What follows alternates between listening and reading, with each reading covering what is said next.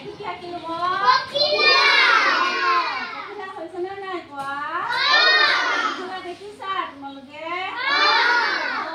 পখিলা দেখিছা ন কি ৰং থাকে পখিলা কি ৰং থাকে নীলা আৰু বেলেগ বেলেগ ৰং থাকে ন কেনেকে উৰে পখিলা কেনেকে উৰে ন এইটো মই কি আখৰ লিখিলো পখিলা পখিলাৰ কথাটো অলপ জানে লগে লগে গাই যাবা হ'ব হ'বনে